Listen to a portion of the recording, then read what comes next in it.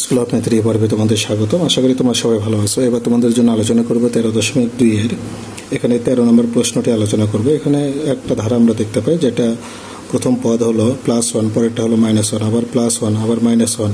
এইভাবে এই ধারা 2n+1 সংখ্যক পদের সমষ্টি কত হবে সেটা আমরা বের করব। তাহলে 13 নম্বর আমরা এখানে লিখব যে প্রথম পদ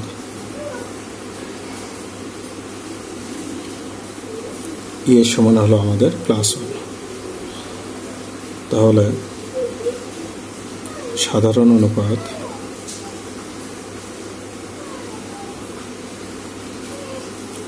আর সমান হলো দ্বিতীয় পদ ভাগ হলো প্রথম পদ, তার মানে কি -1। এই মানটা কি 1-এর চেয়ে ছোট। সমষ্টি থাকলে আমাদের এই মানটা বের করতে হয়। তো আমরা লিখব সমষ্টি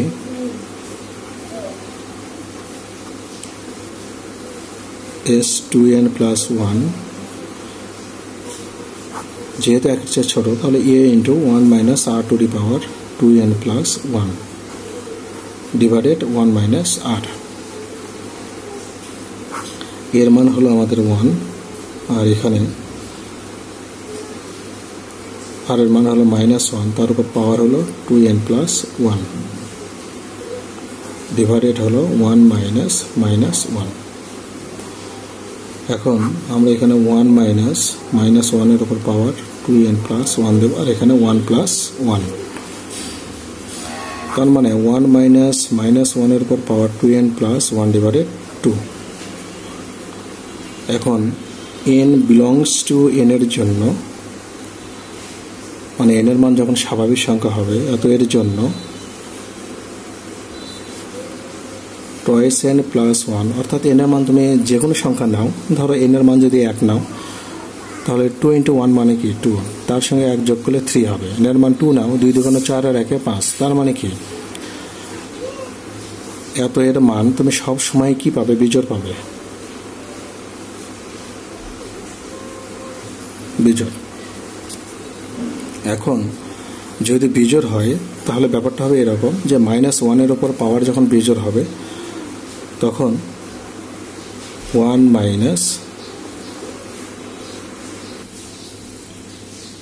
তাহলে আমরা এখানে -1 এর উপর পাওয়ার 2n+1 সমান সবসময় আমরা কি পাবো? -1ই পাবো।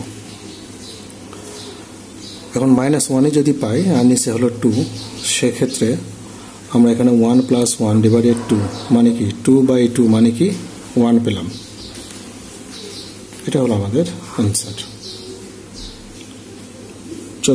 14 নম্বর প্রশ্নে আমরা দেখতে পাই যে log2 + log4 + log8 এই ধারা প্রথম 10টি পদের সমষ্টি কত সেটা আমরা বের করব। তাহলে এখানে আমাদের যেটা আমরা দেখতে পাই যে এর মান হলো log2, আমরা এখানে অনুপাত আর এর মানটা বের করে নেব। 14 নম্বর, তাহলে আমাদের log2 + log4 + log8 + ... তাহলে প্লাস 10টি পদ। এখন আমরা যদি এটা একটু সাজাই নিই যে log2 + log2 উপর 2, এখানে 1 দাও, এখানে 2, এখানে তাহলে log2 উপর 3 হবে, 2 উপর 3 হলেই তো 8 হয়। তাহলে প্লাস ... 10টি পদের ক্ষেত্রে আমরা এখানে লিখব log2 উপর পাওয়ার 10। এখন আমরা যদি এই পাওয়ারগুলো সামনে দেই তাহলে 1, এই 2 আসবে সামনে, তো এখানে তাহলে আমরা এভাবে লিখি একটু log2 + 2 log2 + 3 log2 plus ... +10 log2, এভাবে লেখা যায়।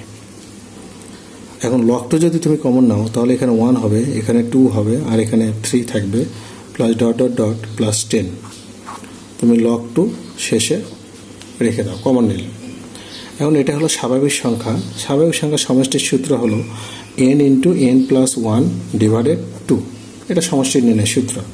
তাহলে আমরা 10 × 10+1 ডিভাইডেড 2 × log2 লিখব। তাহলে এখানে কেটে দাও 5, আর এখানে কত 11 গুণন log2, তার মানে কি 55 log2 2, এটা অ্যান্সার। এবার 15 নম্বর প্রশ্ন দেখো, এখানে log 2 plus log 16 plus log 512 plus dot dot dot plus 12টি পদ। আমরা যদি একটু সাজাই নেই যে log 2 প্লাস log 2 উপর পাওয়ার 4, এখানে 1 দাও, log 2 উপর পাওয়ার এখানে দেওয়া হলো 9 plus dot dot dot plus 12টি পদ। আমরা যদি পাওয়ারগুলো সামনে নেই তাহলে 1 গুণন log 2 প্লাস 4 গুণন log 2 প্লাস 9 গুণন log 2 plus dot dot dot 12টি পদ। এখন আমরা যদি 1 plus 4 plus 9 plus dot dot dot plus 12টি পদ লিখি, মাঝখানে আমরা log 2 কমন নিলাম, log 2। এখন আমরা যদি একটু সাজাই নেই যে 1 এর উপর স্কোয়ার প্লাস 2 এর উপর স্কোয়ার প্লাস 3 এর উপর square plus dot dot dot plus হলো 12 এর উপর স্কোয়ার গুণন log 2। এখন স্বাভাবিক সংখ্যার বর্গের সূত্র কিন্তু তোমরা জানো যে n into n plus 1 twice n plus 1 divided হলো 6, এই সূত্র ফেলো। তাহলে n এর জায়গায় 12 নাও, 12 into 12 plus 1 2 into 12 plus 1 divided 6। তাহলে আমরা এখানে পাবো 12 ইন্টু 13 ইন্টু 12 24 ডিভাইডেড 6, 6 দুগুণ 12। তাহলে 26 আর 25 গুণ করলে কত হবে? আর এই log 2 আমাদের থেকেই যাবে।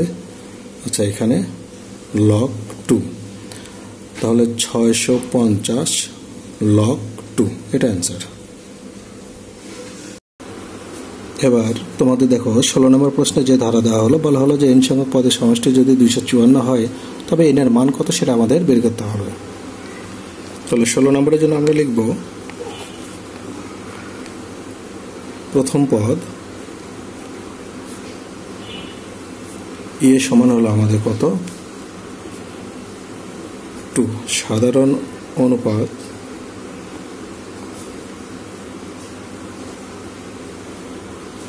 আর সমান হলো 4/2 মানে 2, যেটা 1-এর চেয়ে বড়।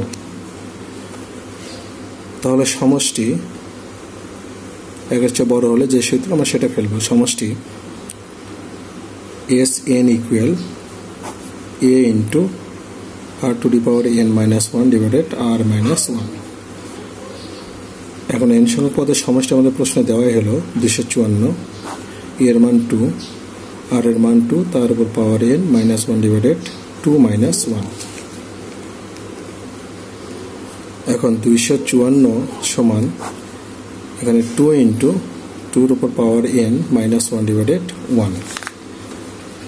এখন 1 দিয়ে এটা কাটাকাটি করলে আমরা 254 সমান লিখতে পারি 2 ইন্টু 2 এর উপর পাওয়ার n মাইনাস 1। এই 2 যদি এই পাশে পার করে দেই তাহলে 254/2 সমান 2 এর উপর পাওয়ার n মাইনাস 1। এখন কেটে দাও, তাহলে 2 2 2 2 4 7 14, তাহলে 127 সমান 2 এর উপর পাওয়ার n মাইনাস 1। 1 যদি এই পাশে পার করে দাও তাহলে 128 ইকুয়াল 2n। তাহলে 2n সমান 2 এর উপর পাওয়ার যদি তোমরা 7 দাও তাহলে 128 হয়। সেক্ষেত্রে এখানে বেস আর বেস মিল হলো, আমরা পাওয়ার সমান পাওয়ার লিখতে পারি। এটা হলো আমাদের n এর মান।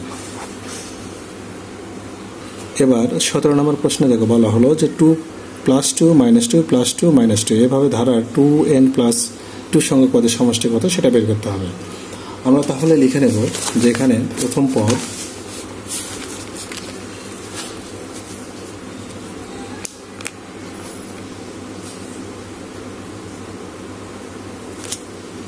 এ সমান হলো 2, সাধারণ অনুপাত